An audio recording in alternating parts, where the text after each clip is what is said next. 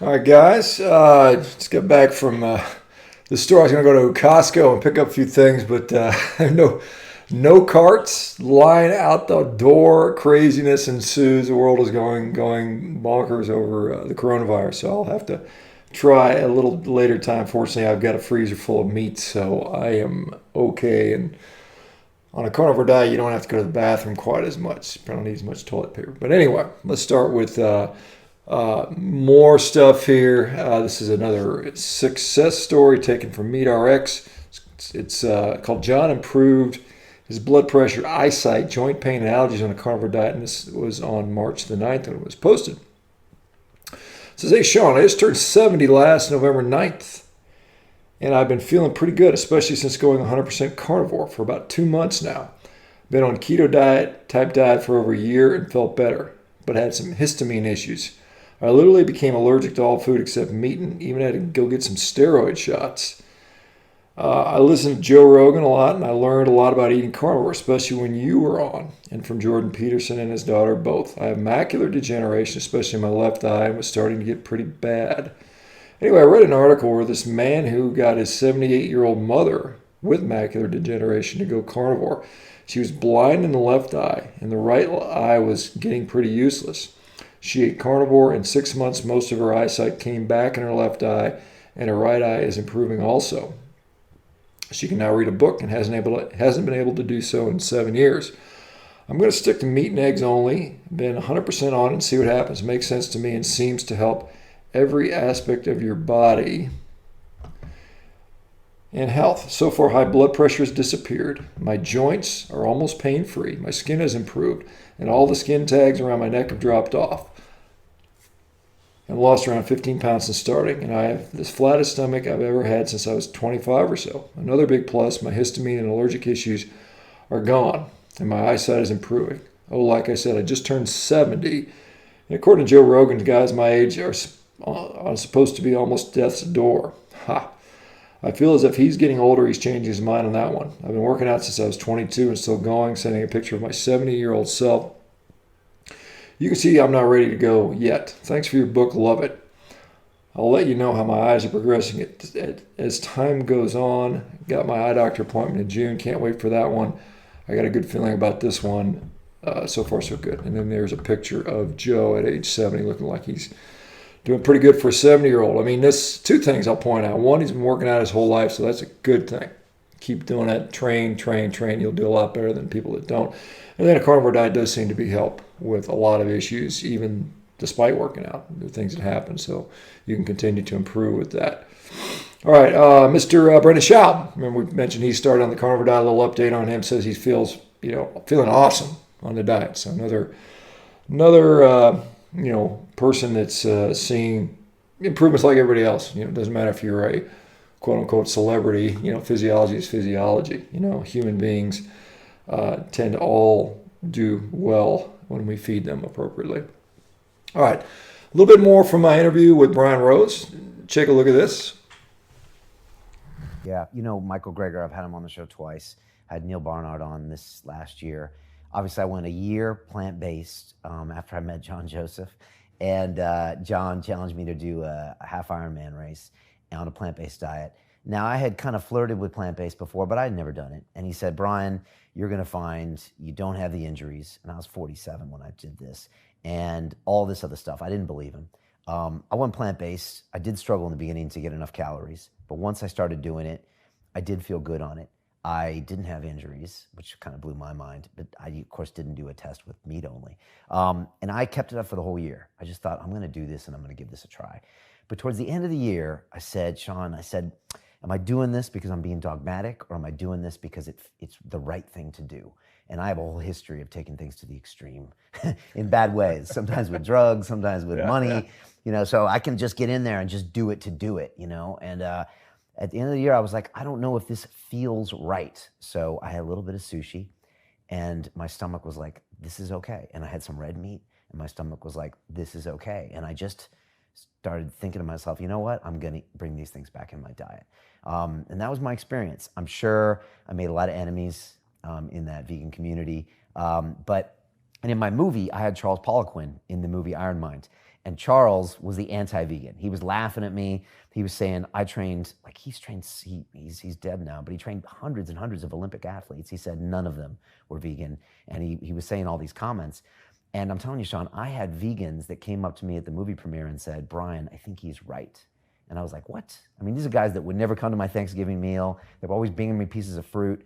And he changed some of their minds, and they kind of went back. And there's one of my vegan friends, Timothy Sheaf, who was the vegan prince for 6 years. And now he's like, Brian, you don't understand. All of these vegan influencers, they cheat, they're unhealthy. I mean, he's really gone completely the other way. Yeah, I talked to Charles. Charles called me up several months before he passed away and talked to me and said, you're doing the right thing, and this has been my experience. And he said, I never felt better in my life, compared to the time I was eating, 5-6 pounds of meat a day. And, he's obviously a big guy, bodybuilder type guy. And then, of course, I've talked with Tim as well, because he obviously had that experience where he, changed his mind significantly. But, at the end of the day, you're going to do what's right for you. I've seen, thousands and thousands. In fact, I started a Facebook group for ex-vegans, and we've got thousands of members of folks that, they tried it and it didn't work for them, and that's fine. I honestly think, you should try it both ways. Don't get dogmatic, because here's a problem. They get tied up in the ideology and they lose the purpose of why they may be doing it in the first place. You do it for your health, and if it doesn't work for your health, then that's a problem, I think. I've talked to, I used to engage with those folks online more, and I just realized it was a waste of time. But the one question I would ask them, I said, look, if you needed to eat an animal product to either save your life or improve your health, would you do it? And invariably they'd say no. And I said, well, then you're just not rational. I can't, understand that position. But that's their ideological belief, and they're entitled to it. Well, that's the problem with veganism, is it's wrapped up in this, ideology of I'm not going to harm other sentient beings, which is noble, and it sounds like a great idea, but you get wrapped up into that. So then you start making choices based on that and not your health. And Tim said the same thing. He's like, Brian, at the end of the day, my health and my performance is more important. If I have to drink some milk, I'm going to do it. And he made that change. Sure. But he had to walk away from a lot of stuff. Yeah, this is a good way to transition into like a sustainability argument, because people talk about what's sustainable.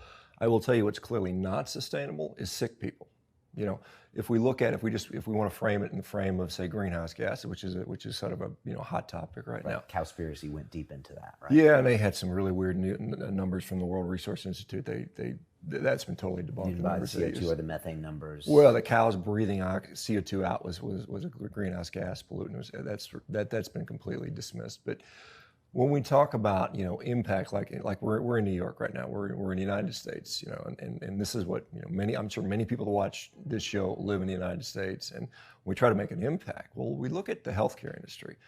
The U.S. healthcare sector puts out 10% of our greenhouse gases, and so if we want to make that argument, then we can say, well, what does animal agriculture put out in the United States? Well, it's 4%. This is all EPA data. So you're like, well, and cows are 2%. So you're like, well, what if I'm not sick anymore? I've just taken away from contributing to 10% of the greenhouse gases, and I'm contributing to the 2%. And that's just an easy metric to do. But people, again, when we myopically focus, and we see this with medicine, with cholesterol or any other biomarker, when we myopically focus on one area, we don't step back and say, what's the overall impact, the big picture? We see it time and time again, these unintended consequences. Well, what if people decide they're going to give up meat? And this is the interesting thing. So let's say we've got all this environmental cries about saving the planet and doing the right thing ethically. How did industry respond? What was a big response? And we see it. It's Beyond Meat. It's the Impossible Burger. Well, what is it? That's just more chemical processed garbage. And I know Neil Bernard was on here saying, well, it's perfect. Look at the ingredients. It's literally garbage for us. That has been the response. So the answer is, we're going to save the planet by feeding you more crap? That makes no sense. And so it's, I think there's other solutions. Which makes you unhealthy and then taxes the healthcare system. Not to mention the financial costs. You were a doctor for many years. It's what, 20% of GDP is spent? That's huge, and it's going healthcare? up. We spend $3.5 trillion and growing every year in healthcare. It's ridiculous. And what do we have to show for it in the U.S.? The fattest, sickest, weakest, disabled, depressed population on the planet. That's what we've got for all this.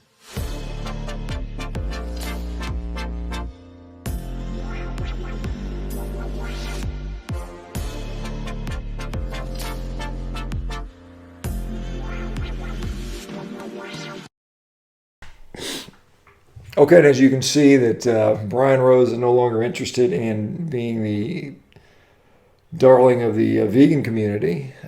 He, confided in me that, just not work. It's not right for him, and I don't think he's quite the believer in guys like Barnard and Grieger and some of these other guys. I think he sees a lot of holes in their arguments, which clearly are there.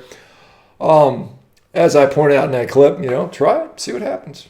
Try carnivore, try omnivore, try vegan, see what works for you. Some people it's carnivore, some people it's vegan, some people it's omnivore. Don't get dogmatically attached to an ideology. Be willing to,